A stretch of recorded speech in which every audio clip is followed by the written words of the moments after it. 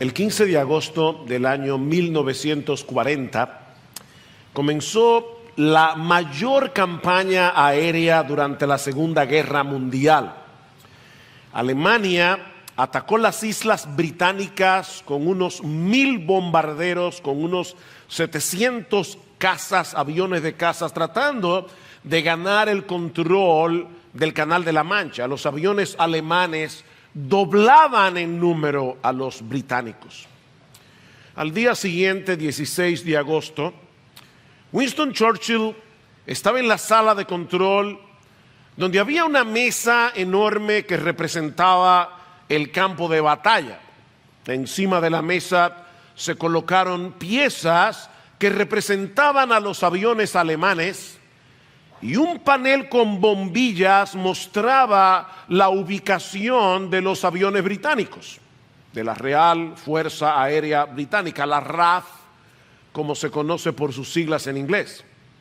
Una bombilla apagada indicaba que ese avión estaba en tierra todavía, esperando para entrar en combate. Una bombilla encendida indicaba que el avión ya estaba en el aire. De repente, todas las bombillas del panel se encendieron, indicando que todos los aviones de la Real Fuerza Aérea estaban en acción. Y después de un tiempo de mucha tensión, los alemanes se vieron obligados a retroceder y regresaron al continente. Los aviones británicos habían detenido su avance. Ese fue un evento determinante para el futuro de la guerra y por lo tanto para el futuro de toda Europa. Pero cuenta la historia que Churchill salió de la sala de control muy emocionado. Se sentó en el carro junto al secretario del gabinete de guerra y en ese momento pronunció una de sus frases más famosas.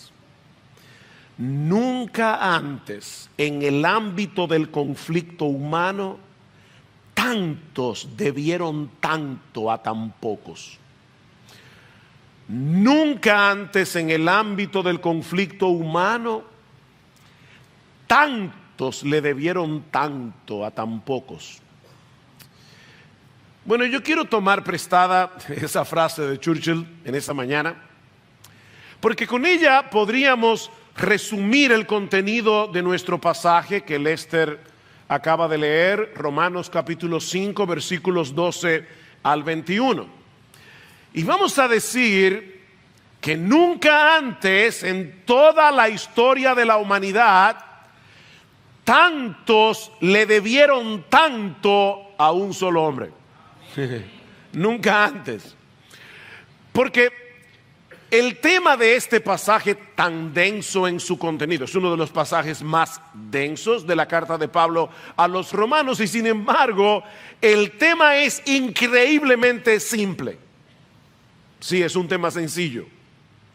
Porque el tema de toda esta sección es que así como el pecado y la muerte vinieron por medio de Adán, así también la vida y la justificación vinieron por medio de Jesucristo. ¿Ven qué simple?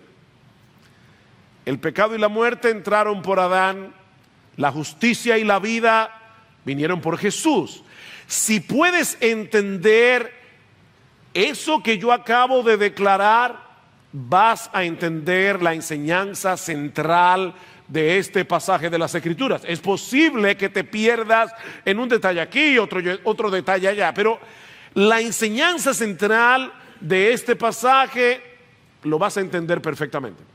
Hay una similitud entre Adán y Cristo, a quien la Biblia llama el segundo Adán, al mismo tiempo que hay una diferencia abismal, irreconciliable entre los dos. Es a eso que se refiere Pablo cuando dice en el versículo 14 de Romanos 5 que Adán es una figura, literalmente es un tipo del que había de venir, es decir, nuestro Señor Jesucristo. Adán fue un personaje histórico real. De hecho, la historicidad de Adán es necesaria para entender este pasaje. Y para aceptar la enseñanza de este pasaje, Adán fue un personaje histórico real de carne y hueso como tú y como yo, pero que prefigura a Cristo en el sentido de que ambos impactaron la raza humana, uno para mal, el otro para bien.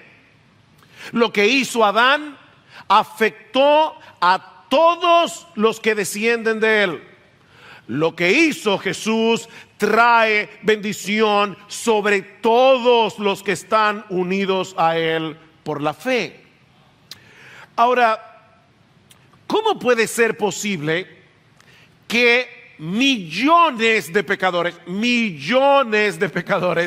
a través de todos los siglos puedan recibir el favor de Dios por la obra de un solo hombre?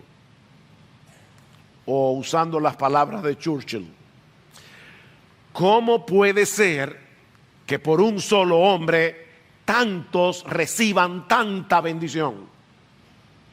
Bueno, eso es lo que Pablo va a explicarnos ahora en los versículos 12 al 21 de Romanos 5. Y todo esto con el propósito de asegurar la esperanza de los creyentes, que es lo que Pablo viene hablando en los versículos 1 al 11, al contemplar la abrumadora superioridad de la obra de Cristo, el segundo Adán, sobre el pecado del primer Adán. Podemos dividir este pasaje en dos grandes secciones. La primera la encontramos en los versículos 12 al 14, donde Pablo nos muestra que el reino del pecado y de la muerte entraron en el mundo por causa de la desobediencia de un solo hombre, el primer Adán. Vean el versículo 12. Por tanto, tal como el pecado entró en el mundo por un hombre, y la muerte por el pecado, así también la muerte se extendió a todos los hombres porque todos pecaron. Si alguna vez tú te has preguntado por qué el mundo está tan mal, aquí está la respuesta. Pablo resume la historia de la degradación humana en 3 pasos descendentes. Primer paso, el pecado entró en el mundo. Segundo paso, por causa del pecado entró la muerte. Tercer paso, la muerte se extendió a todos los hombres por cuanto todos pecaron. Hace un tiempo salió en los periódicos que un grupo de científicos estaban tratando de reducir el índice de mortalidad. Eso es imposible. El índice de mortalidad siempre será un 100%. Siempre. Tú puedes ir al gimnasio, tú puedes tomar vitaminas, tú puedes hacer lo que tú quieras, te vas a morir. Tal vez con buen cuerpo, pero te vas a morir. Tal vez físicamente puro, pero te vas a morir. El índice de mortalidad es 100%. ¿Por qué? Por el pecado. Pablo está presentando el pecado aquí como un invasor extranjero. Fíjense que entró, que penetró en el mundo para corromper la buena creación de Dios. Todo lo que Dios había hecho era bueno en gran manera, pero el pecado se introdujo en el mundo, y el que le abrió la puerta de par en par, y para decirlo de alguna manera, después le entregó las llaves de la ciudad, fue Adán. Fue Adán. El pecado se originó con Satanás, pero entró en el mundo por la desobediencia de Adán. Por eso se dice de un hombre, no de una mujer. No fue por Eva, fue por Adán. Y vamos a explicar en un momento por qué. No es que somos machistas. Y por causa de ese primer acto de rebelión, toda la raza humana que desciende de Adán hereda la culpa y la corrupción de ese primer pecado. Eso es lo que los teólogos llaman pecado original, que no lo limpia el bautismo. Si tú te bautizaste cuando niño, eso no te lava del pecado original. Lo que Pablo nos está diciendo en este texto no es únicamente que todos los seres humanos que vinieron después de Adán también pecaron y también se rebelaron contra Dios. De hecho, eso es verdad. Todos los hombres han pecado, todos personalmente se han rebelado contra Dios. Pero eso no es de lo que Pablo está hablando aquí. Lo que Pablo nos está enseñando en este pasaje es que todos nosotros pecamos en Adán. Todos nosotros pecamos en Adán. Ustedes recuerdan que hace unos domingos atrás yo les decía que la bendición está en la gramática. La bendición está en la gramática. Bueno, permítanme hacer la siguiente observación gramatical. Aquí dice, el pecado entró en el mundo por un hombre, la muerte por el pecado, y así la muerte se extendió a todos los hombres porque todos pecaron. Todos pecaron. ¿Qué es lo que Pablo quiere decir con esa frase? Bueno, la palabra pecaron, el verbo pecaron en el texto original en griego, se encuentra en un tiempo que es muy particular de este idioma, que señala una acción única que se llevó a cabo en el pasado. Lo que Pablo está diciendo en el texto es que en ese momento histórico en que Adán pecó, todos pecaron en él. Miren, mis hermanos amados, si no entendemos eso, no entendemos el Evangelio. Si no entendemos esto, tampoco vamos a poder entender la obra de Cristo a nuestro favor, que es realmente lo que Pablo nos quiere explicar. No es cómo entró el pecado, sino cómo entró la justicia. Pero hay una similitud en cómo entró el pecado. Así entró la justicia. Adán fue designado por Dios como representante legal de la raza humana. Para usar un lenguaje teológico más preciso, no se asusten con las palabras grandes. Este pasaje fue escrito a una iglesia de gente comunes y corrientes como tú y como yo. Pero para usar un lenguaje teológico preciso, Adán era nuestra cabeza federal. Ok, ¿qué significa eso? La palabra federal proviene del latín y significa pacto. Eso es todo. Solo que en vez de decir cabeza pactal, porque suena raro en español, decimos cabeza federal. Dios siempre ha tratado con la raza humana a través de pactos por medio de un mediador, por medio de un representante. Ese es el modo de operar de Dios.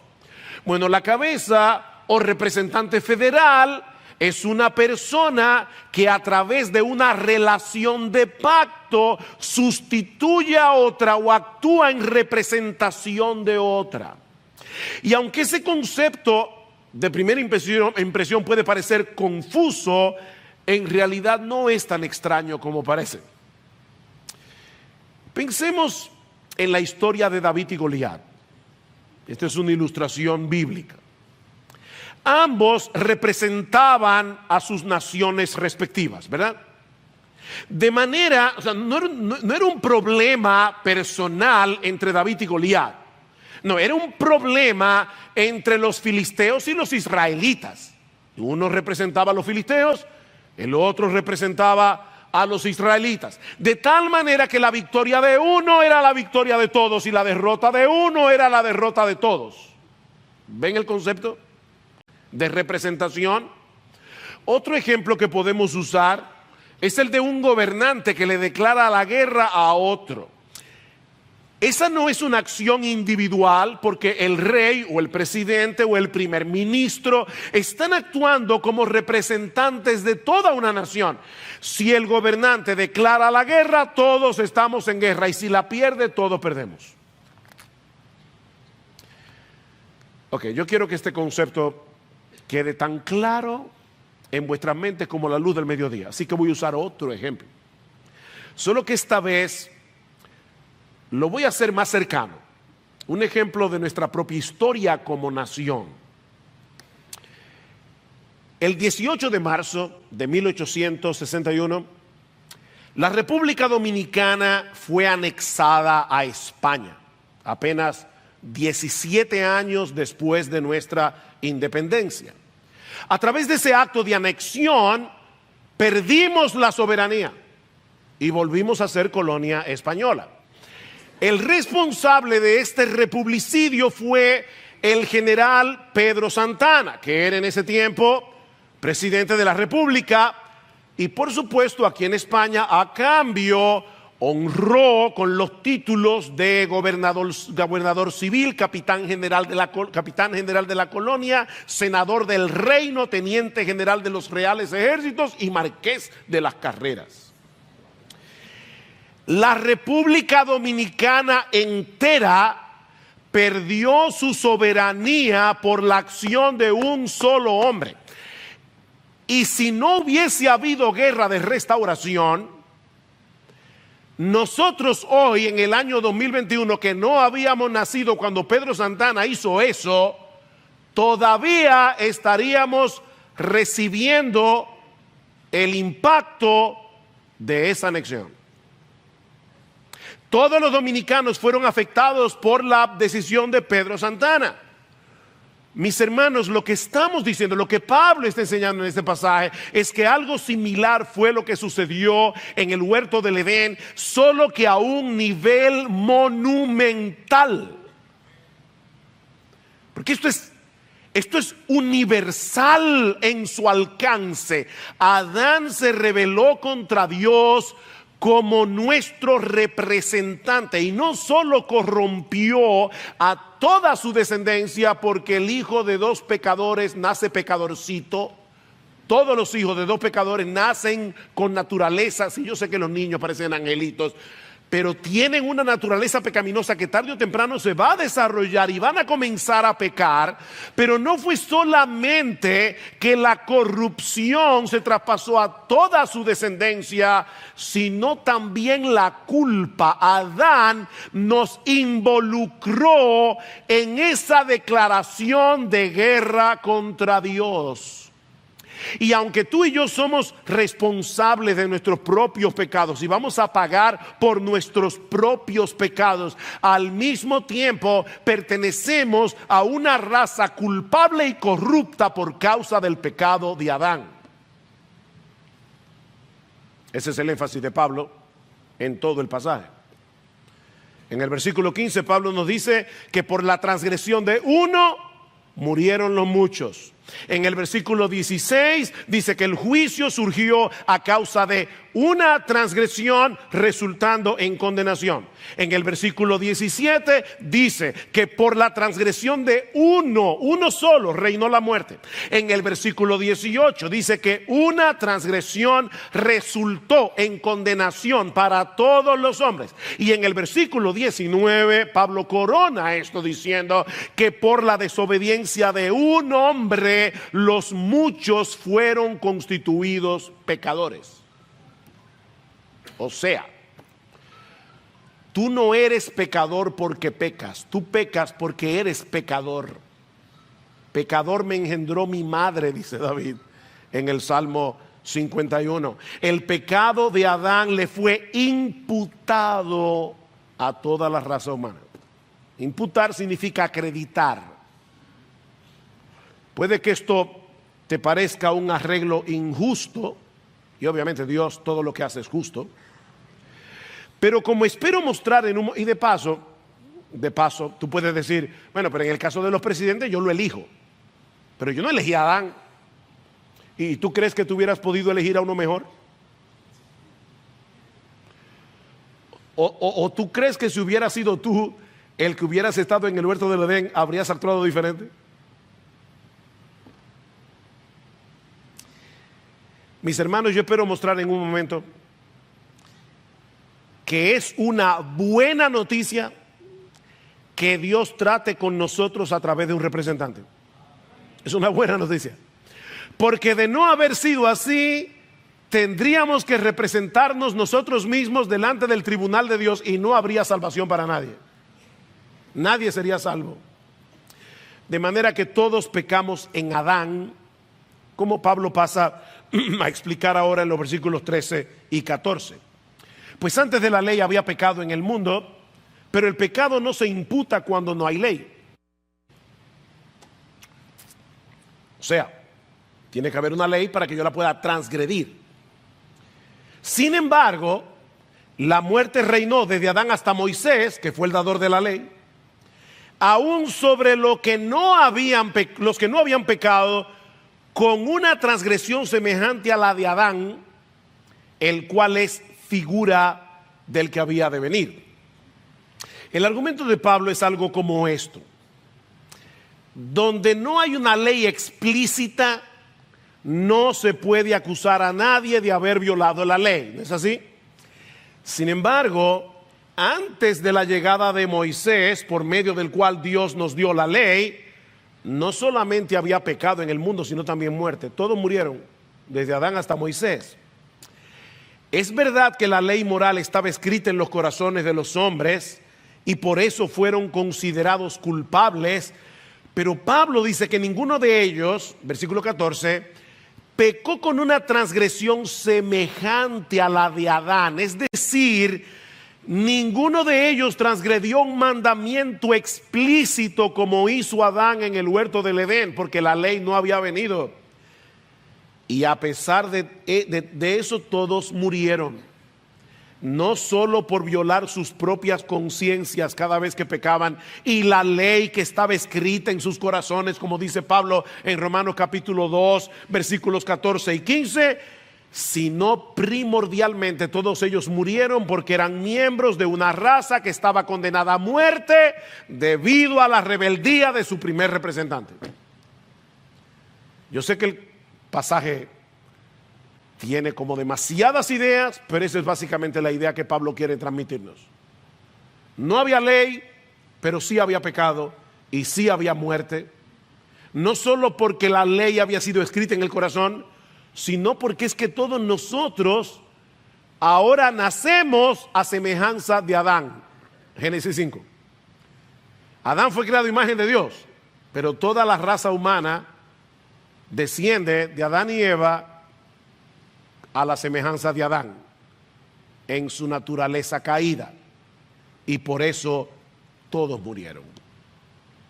Pero gloria al Señor que esta no es toda la historia. De hecho, ni siquiera es la parte más importante de esta historia, como continúa Pablo enseñando en los versículos 15 al 21, y eso nos lleva a nuestro segundo encabezado. Así como el reino del pecado y la muerte entraron en el mundo por causa del pecado del primer Adán, de una manera el superabundante don de la gracia, de la vida y la justicia vinieron por causa de nuestro Señor Jesucristo. Hay una semejanza, ¿verdad?, entre el primer Adán y el segundo Adán, como dice Pablo en el versículo 14. Adán es figura del que había de venir. Ambos fueron constituidos por Dios como cabezas federales de toda la raza humana.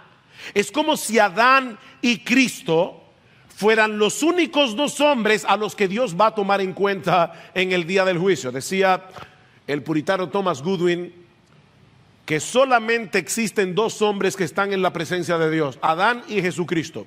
Y estos dos hombres tienen a todos los demás suspendidos de sus cinturones. O tú estás en Adán o tú estás en Cristo. No hay otra opción. O estás representado por Adán en su caída, o estás representado por Jesús.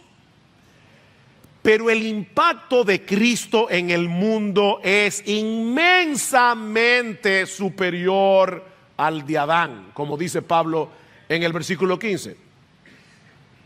Pero no sucede con la dádiva como con la transgresión. ¿Ven? Sí existe una semejanza entre los dos, pero la diferencia es abismal. Por un lado, lo que hizo Adán es catalogado como transgresión. Adán decidió voluntariamente traspasar el límite impuesto por Dios para reafirmar su autonomía. Jesucristo, en cambio, siendo Dios, decidió hacerse hombre y someterse a la voluntad de Dios para llegar a ser un instrumento de gracia y de salvación. Por la transgresión de Adán murieron los muchos, mientras que por la gracia de Cristo los creyentes reciben nada más y nada menos que el don de la vida eterna, que es vida en abundancia sin nosotros merecerla. Vean el versículo 15 otra vez. Pero no sucede con la dádiva como con la transgresión, porque si por la transgresión de uno murieron los muchos, mucho más la gracia de Dios y el don de la gracia de un hombre, Jesucristo, abundaron para los muchos. Pablo parece que no encuentra palabras en su vocabulario. Él está haciendo aquí superlativo. Si morimos en Adán, pero la vida que tenemos en Jesús, eso es vida. Eso es vida eterna, es vida en abundancia. Eso es lo que va a decir Pablo más adelante al final del capítulo 6, versículo 23, porque la paga del pecado es muerte, pero la dádiva de Dios, la dádiva, fíjense, nosotros merecemos la muerte, pero no merecemos la vida, es una dádiva. Pero la dádiva de Dios es vida eterna en Cristo Jesús, nuestro Señor. Por otra parte, sigue diciendo Pablo en Romanos 5:16, que con el don, con la dádiva, no sucede como lo que vino por medio de aquel que pecó. Porque ciertamente el juicio surgió a causa de una transgresión, una sola, resultando en condenación. Pero la dádiva surgió a causa de muchas transgresiones, resultando en justificación. ¿Qué es lo que Pablo está diciendo aquí? ¿Saben qué? Es simple. Es simple. Pablo nos está diciendo, déjenme enseñarles cómo es la aritmética de Dios. Si un solo pecado, cuando Adán y Eva decidieron comer del fruto prohibido, si un solo pecado trajo como resultado la condenación de toda la raza humana, no deberíamos esperar que el montón de pecados que los hombres han cometido desde entonces a través de todos los siglos traiga como consecuencia un mayor juicio y una mayor condenación.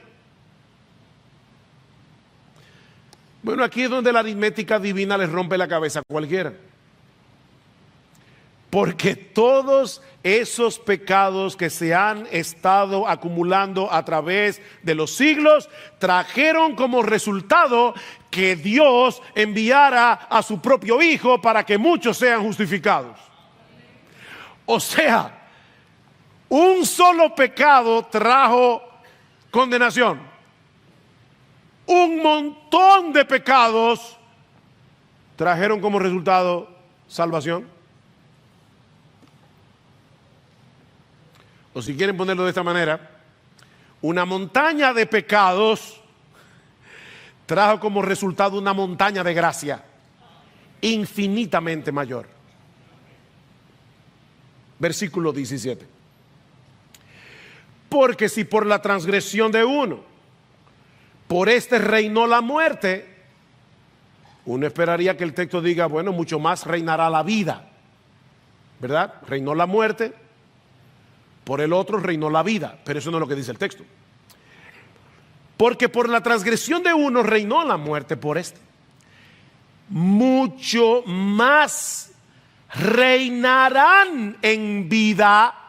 No que reinará la vida, sino que nosotros los cristianos reinaremos en vida Por medio de uno, Jesucristo, los que reciben la abundancia de la gracia y el don de la justicia. Otra vez, ¿qué es lo que Pablo está diciendo? Por medio de la transgresión de Adán reinó la muerte. Pero por medio de Cristo nosotros los creyentes reinaremos en vida. No se trata simplemente de que antes estábamos muertos y ahora estamos vivos. Es mucho más que eso. Los cristianos reinamos en vida porque ahora pertenecemos a un reino que venció la muerte y venció al pecado. Mis hermanos, la tumba no podrá retener a los que son de Cristo. No podrán. Nosotros reinaremos en vida. Ahora, nota que dije a los que son de Cristo. Únicamente. No todos van a disfrutar de esa salvación, dice Pablo. Cuidado con usar aquí de manera absoluta la palabra todos. ¿Quiénes son esos todos? O esos muchos. ¿Quiénes son? Versículo 17. Los que reciben por medio de la fe la abundancia de la gracia y el don de la justicia. Solo ellos. Solo ellos. Toda la raza humana es condenada en Adán, pero no toda la raza humana se salva en Cristo. Solo los que aceptan por la fe el regalo de la salvación que Dios nos ofrece en el Evangelio. ¿Y qué es lo que Dios nos ofrece en el Evangelio? Contar como nuestra la justicia y la obediencia de Jesús. Versículo 18. Así pues, tal como por una transgresión resultó la condenación de todos los hombres, así también por un acto de justicia resultó la justificación de vida para todos los hombres. Ahora recuerden que ese todos los hombres son todos los que reciben el regalo. Versículo 19, porque así como por la desobediencia de un hombre los muchos fueron constituidos pecadores, así también por la obediencia de uno los muchos serán constituidos justos. Eso es el Evangelio. No son nuestros actos de justicia los que Dios toma en cuenta para justificarnos, es decir, para declararnos justos en su tribunal. No es la justicia de Jesús. Así que no es por nuestros méritos, no es, mi amigo, óyeme bien, no es por nuestras obras, no es por nuestro esfuerzo que somos aceptados por Dios. Es por sus méritos, es por su obra, es por su esfuerzo. La salvación depende de Cristo, de principio a fin. Él no es un eslabón más en la escalera que nos lleva al cielo. No, Él es la escalera completita.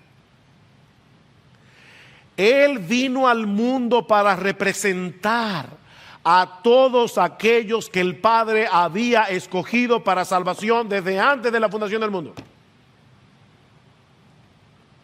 Recuerden, Él era un representante. Jesús no vino, como piensan muchos evangélicos en el día de hoy, para morir en una cruz y de esa manera hacer posible que tal vez alguno se salve. Porque según muchos evangélicos, Dios te da la gracia inicial, pero ahora depende de ti completamente dar el paso de salvación. No, mil veces no. Jesucristo vino a representarme, a representarte, si tú eres creyente. A ti con nombre y apellido. Él no vino a hacer posible que tal vez alguno se salve. Él vino a salvar. Él vino a salvar a su pueblo de sus pecados, dice Mateo capítulo 1, versículo 21. Jesús es Salvador. Él obedeció como nuestro representante. Él murió como nuestro representante. Por causa del nuevo nacimiento, estamos unidos a Él por la fe, de tal manera que Dios cuenta como nuestro cada acto de obediencia de Jesús. Y al mismo tiempo nos acredita el resultado de su muerte. Estamos unidos a Jesús en su muerte y en su resurrección. Es por eso que ningún creyente verdadero se puede perder, no se puede perder, porque Dios escogió a Jesús para que fuera nuestro representante, para que viviera y muriera por nosotros. Él es la cabeza federal de una nueva humanidad a la que Dios ya no toma en cuenta sus pecados, sino la justicia perfecta de su Hijo. Pastor, pero si eso es así, ¿cuál es el propósito de la ley? Si la salvación, no depende de nuestra obediencia a la ley, porque de hecho ya Dios sabe de antemano que no podemos obedecer la ley, entonces, ¿para qué nos dio la ley? Esa pregunta es importante y lo era más en el tiempo de Pablo, porque los judíos pensaban que la razón por la que Dios les dio la ley era para frenar el pecado y aumentar la justicia. Somos pecadores y ahora viene Moisés, nos da los 10 mandamientos y de esa manera frena el pecado y aumenta la justicia.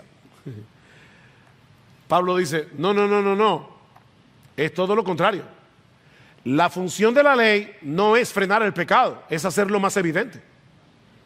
De manera que podamos ver más claramente nuestra necesidad de la gracia. Vean el versículo 20 de Romanos 5.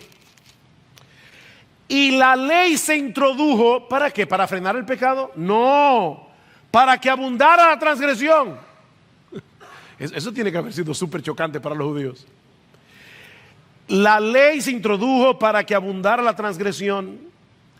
Pero donde el pecado abundó, sobreabundó la gracia, para que así como el pecado reinó en la muerte, así también la gracia reine por medio de la justicia para vida eterna mediante Jesucristo nuestro Señor. La ley revela el pecado y define el pecado. De hecho, Pablo va a decir más adelante en Romanos capítulo 7 versículo 8 que debido a nuestra naturaleza pecaminosa no es que haya nada malo en la ley, no, la ley es un buen capitán, la carne es un mal soldado. El problema no está en la ley. Debido al problema que hay en nosotros, la ley no frena el pecado, sino que lo provoca.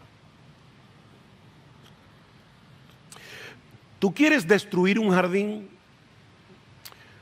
Ponle un letrero que diga no pise la grama. Es increíble. Es increíble. El problema no está en la ley. El problema está en nosotros, que no queremos restricción. No queremos que nos limiten. Pero cuando nos miramos en el espejo de las demandas de la ley y nuestra incapacidad de obedecerla, ¿quién ama a Dios? Con todo su corazón, con toda su alma, con toda su mente y con todas sus fuerzas. ¿Hay alguien aquí? Bueno, por lo menos no hay ningún mentiroso.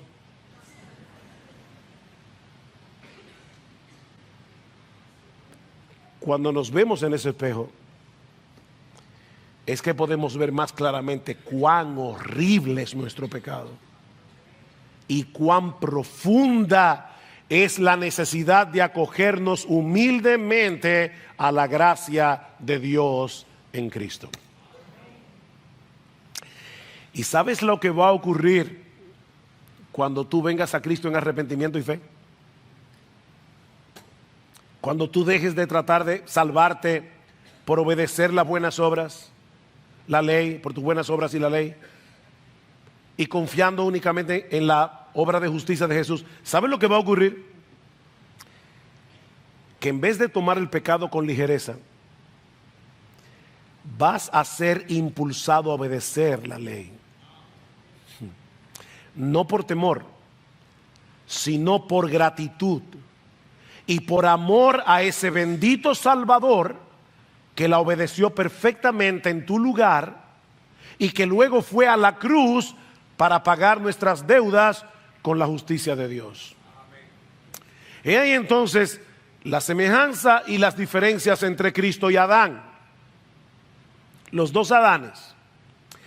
Adán causó un desastre en el mundo por causa de la transgresión, pero la bendición que vino a través de Cristo no es proporcional a la maldición que vino por causa del pecado, sino sobreabundantemente superior. Esa es la tesis de Pablo en este pasaje.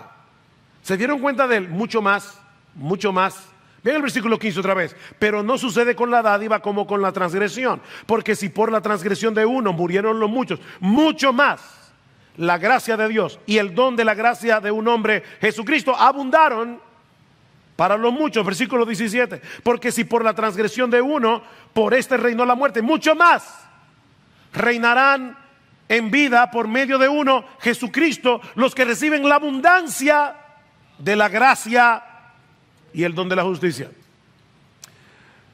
Miren, mis hermanos, yo me temo que estamos tan acostumbrados a pensar en lo mal que está el mundo por causa del pecado, y de paso el mundo está muy mal por causa del pecado y cada vez peor, pero estamos tan acostumbrados a pensar y a enfocarnos casi exclusivamente en lo mal que está el mundo, que fácilmente podemos perder de vista lo que Cristo introdujo en el mundo por medio de su obra de gracia. Personas que antes estaban muertas en sus delitos y pecados han sido resucitadas por el poder de Dios para andar en novedad de vida. Personas que antes tenían puestas sus esperanzas en ídolos falsos, ahora han venido a adorar al único Dios vivo y verdadero. Personas que antes amaban su pecado y aborrecían la ley, ahora aman a Dios y obedecen la ley. No perfectamente, pero sí sinceramente. Personas que antes no querían otra cosa que llamar la atención sobre sí mismos, ahora desean de todo corazón que la gente crea en Jesús y le adore. Personas que antes iban caminando hacia una condenación eterna, ahora tienen la esperanza ciertísima de la gloria de Dios. Amén. Aleluya. Aleluya. Mis hermanos, en medio de un mundo que estaba sumido en tinieblas, en las tinieblas del pecado y de la muerte, Cristo introdujo su reino de gracia, de vida y de justicia. Volviendo a la historia del principio, cuando Churchill estaba allí en la sala de control durante la Segunda Guerra Mundial, yo traté de imaginar, mientras preparaba este sermón, traté de imaginar al mundo como un panel en total oscuridad, y cada vez que una persona se convierte, se enciende un bombillo, una luz. Cristo vino al mundo, murió en la cruz, resucitó al tercer día, ascendió a los cielos, está sentado a la diestra del Padre y envió su Espíritu para hacer eficaz su obra de salvación en aquellos que el Padre le dio desde antes de la fundación del mundo. Ahí estabas tú, mi hermano, si tú eres cristiano. Y para morar en cada uno de sus hijos y comenzar a transformarlo desde adentro.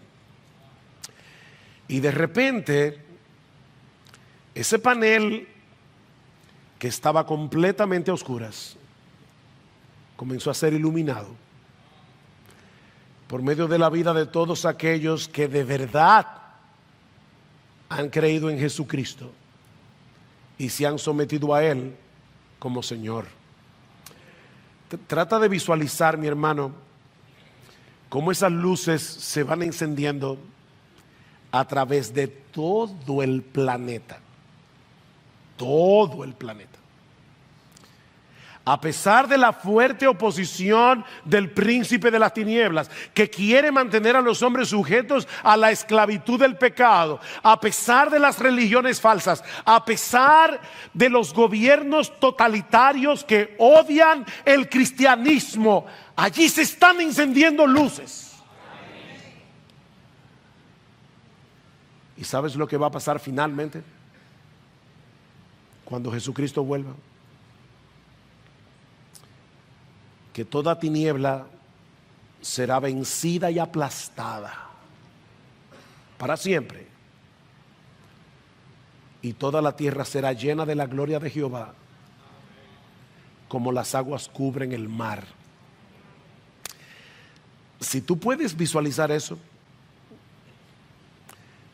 vas a comenzar a entender a qué se refería Pablo cuando dijo que donde abundó el pecado, sobreabundó la gracia.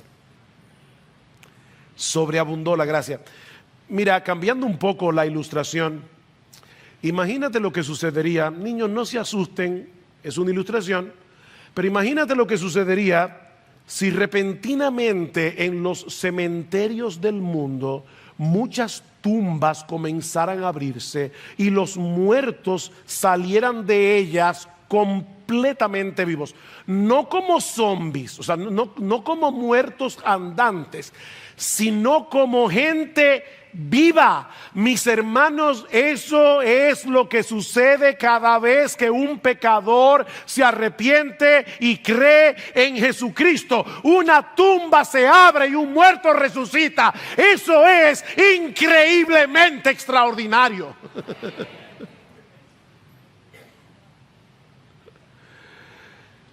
Oh, mis hermanos, eso debería impulsarnos al evangelismo, a predicar el evangelio. Nosotros vemos el mundo tan duro.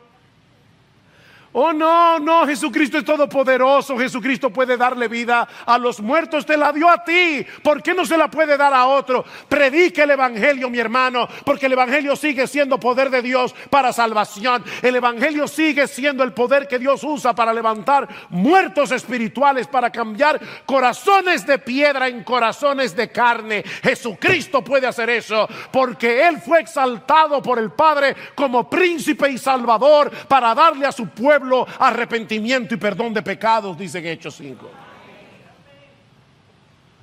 Oh, predica el evangelio, mi hermano. Predica el evangelio.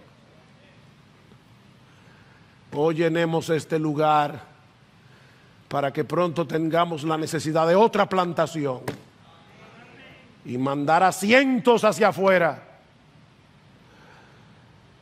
¿Saben cuál es el problema nuestro, hermanos? Que no solemos pensar a menudo en la realidad de que el pecador está realmente muerto. Muertos, es un milagro que una gente crea.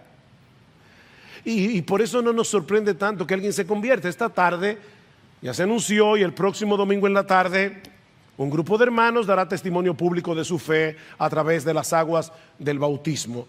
Déjame hacerte una pregunta.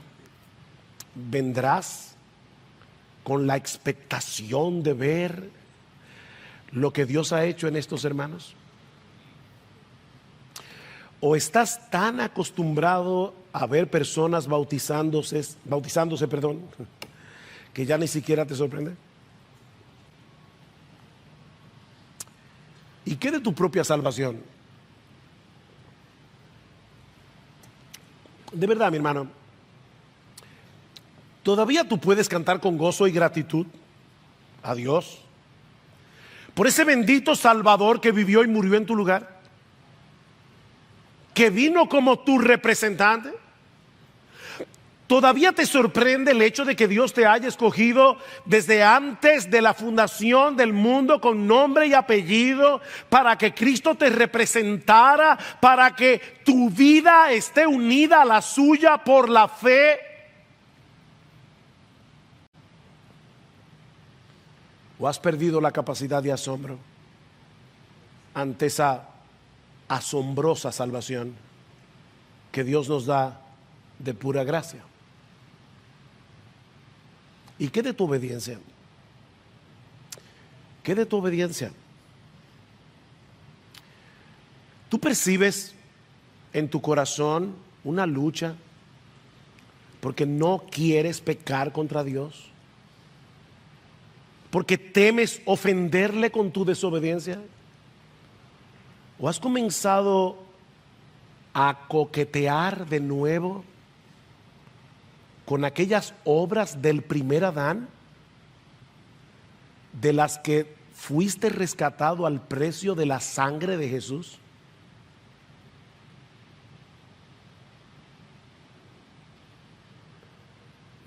Orábamos al principio que el Señor nos diera un avivamiento. Oh, mi Señor, mis hermanos, nosotros necesitamos que el Señor despierte nuestras conciencias. Despierte nuestras conciencias por medio del Evangelio. Que otra vez nos volvamos a Él en arrepentimiento y fe. Que sea revivada nuestra alma al considerar una vez más a aquel que nos representó en su vida y en su muerte, para que seamos exclusivamente suyos. No somos del mundo, somos de Cristo.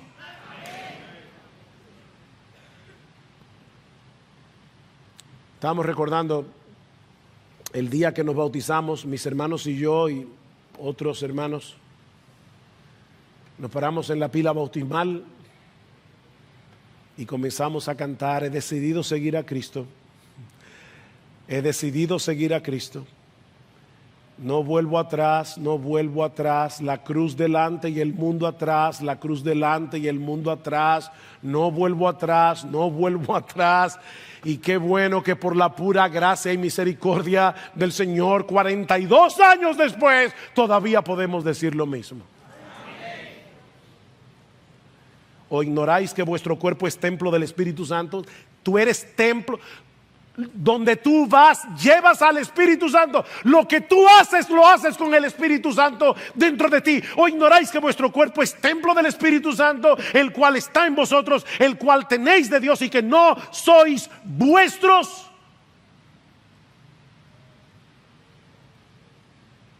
Le decía a mi esposa esta mañana, en esta semana: óyeme, qué problema que nosotros de verdad creemos que nuestra vida nos pertenece.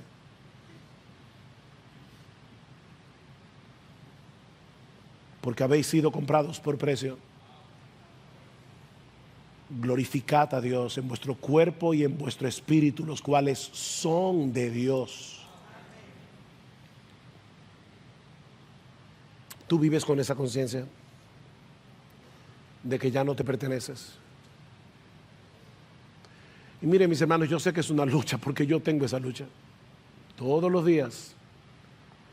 Todos los días. Pero ¿estás luchando? ¿Estás luchando?